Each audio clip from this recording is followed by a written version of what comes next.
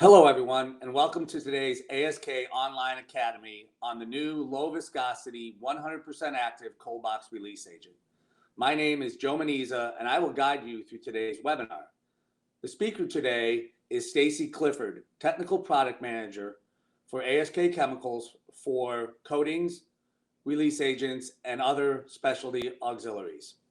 Stacy received her Bachelor of Chemistry degree from the Miami University, and she has over 24 years working with ASK in various roles, including quality control, R&D, and marketing. She is a current member and past chair of the ASS Mold Metal Interface Committee. Before we begin the webinar, just a few organizational notes. Good morning to some and good afternoon to others. Thank you, Joe, for the introduction, and thank you to those of you joining us for the new lower viscosity 100% active cold box release agent webinar. Let's go through a quick review of the agenda. I'm going to discuss the evolution of release agents for solvent to water-based. Next, I will dive into the research and development of release agents with low viscosity, and finally, I will summarize it all.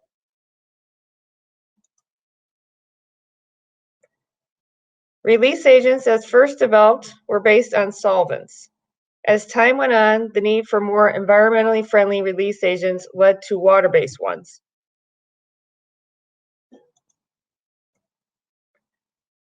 Solvent-based release agents contain either flammable, combustible, or VOC-exempt solvents. Flammable release agents may be based on heptane or VMP naphtha. Combustible release agents may be based on odorless mineral spirits. Flammable and combustible release agents contain VOCs. The solvent portion of the release agent is 100% VOC. VOC-exempt release agents are expensive. However, solvent-based release agents do have some advantages, including being easier to apply as more material can be sprayed on. They also build up less since the only residue left behind is the silicone. Over-application of the release agents is minimized as the solvent evaporates off.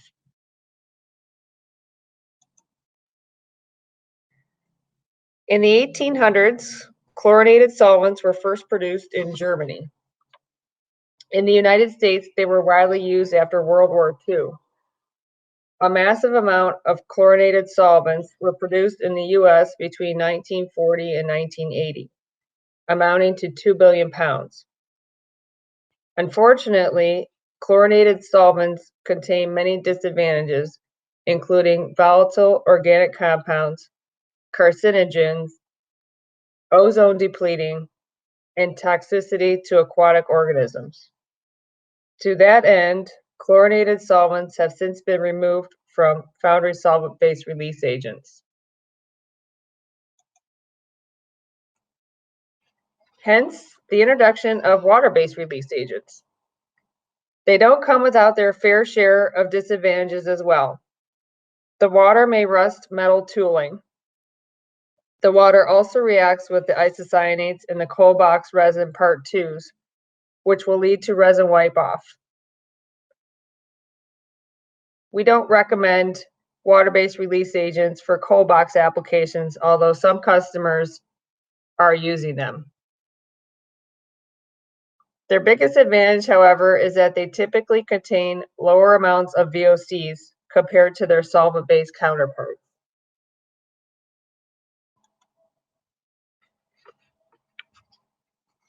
The picture on the left shows an area where a release agent was oversprayed. Over-application is typically the largest issue when it comes to release agents, especially those that are 100% active. Droplets of release lead to stickers. The picture on the right shows an area where there is too much release agent and a refractory coating was applied. The coating isn't sticking to the core or mold surface. The coating is pulling away, which is what we call syneresis.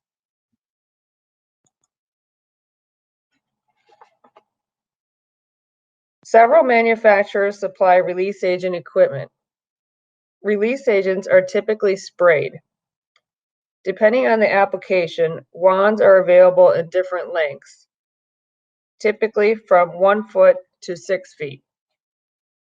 Tips are available in a fan or conical configuration. Which type is used depends on a variety of factors, including whether the material is being manually or automatically sprayed, how deep the pattern is, and how much room there is, i.e., how thin is the section. It's important that the spray is atomized as opposed to droplets, which will create stickers. A good starting point for air pressure is 40 psi and 20 psi for fluid pressure. Normally, the fluid pressure is half the air pressure. 100% active release agents offer multiple advantages. They provide the best mileage. They can be applied less often, going longer in between cycles. They are the most efficient for high production environments, particularly automotive applications. They are compatible with different types of pattern materials, including metal, wood, and plastic patterns. 100% active release agents will not settle out, so they don't require any mixing equipment. They aren't flammable, and they contain no VOCs.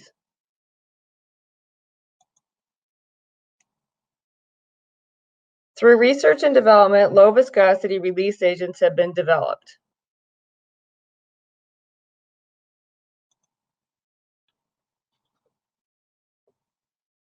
"100% active release agents have existed in the foundry market for decades. Viscosity is checked using a Brookfield viscometer run on spindle 21 at 100 revolutions per minute at room temperature.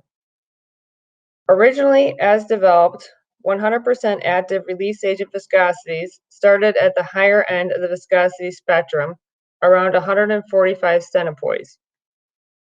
Over time, viscosities of formulations dropped to 55 centipoise and most recently 30 centipoise. Lower viscosity equates to several advantages. These materials are easier to apply, so they apply better. They atomize. Over-application is minimized as less material is being applied. Therefore, the material builds up less, which leaves less resin wipe-off.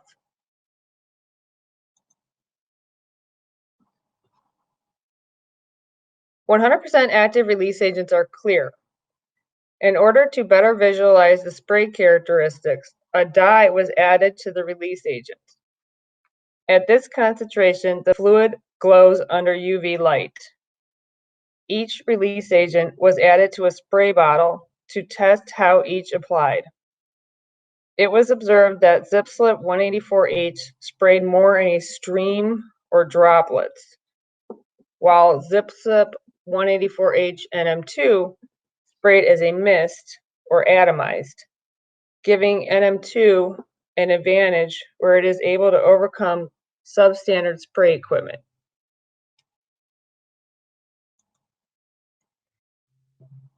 Rapid transverse and release equipment, also known as RTR, is used to evaluate release agents. This equipment measures release force. The picture on the left shows the gassy manifold. The picture in the middle shows the sand magazine. And the picture on the right shows the test specimen plate. All three of these pieces comprise the core blower.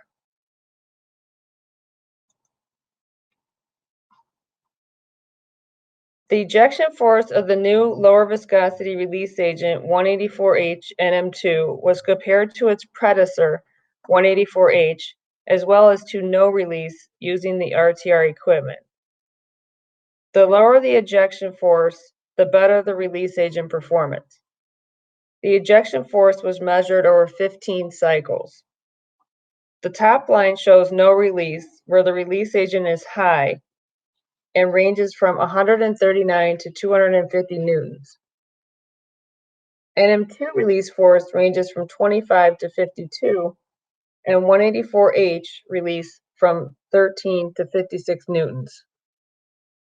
NM2 and 184H release force is similar and on the low end, indicating that they may be applied after multiple cycles instead of every cycle. Many variables influence the application rate, including pattern size, shape, and depth of the draws. In real foundry settings, it's been found that lower viscosity release agents have gone 35 cycles before needing to be reapplied.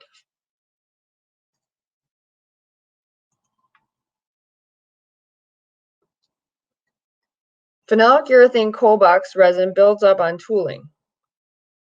The upper left picture shows buildup when no release agent was applied over 15 cycles. The bottom left picture shows almost no buildup when 184H was applied, and the picture on the right shows the least amount of buildup when 184H and M2 was applied.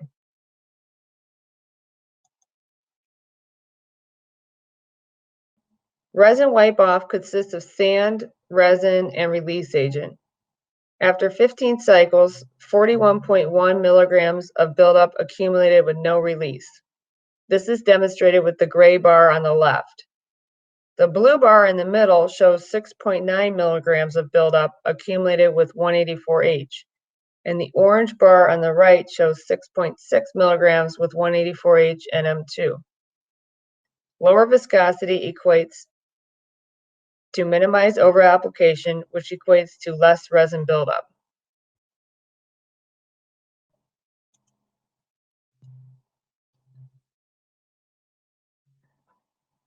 "100% active release agents are prone to moisture contamination. This is visible in the release agent if the material appears cloudy, containing gel particles. These particles may clog spray tips. 100% active release agents will also react with copper, brass, and galvanized metal, forming a sludge. The material may appear greenish-blue in color. A reaction will also occur with silicone rubber and rubber, causing the rubber to soften. Newer formulations such as 184H and NM2 are less sensitive than prior versions, but still may be affected. It is recommended that a desiccant be added. Dryerite sells these. And the picture on the right shows a drum with a Dryerite desiccant added to it.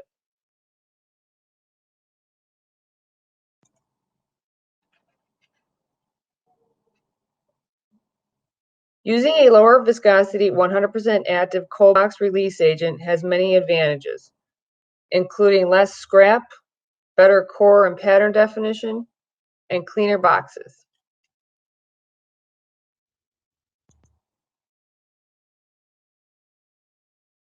Thank you for your attention and participation in today's webinar. Do you have any questions?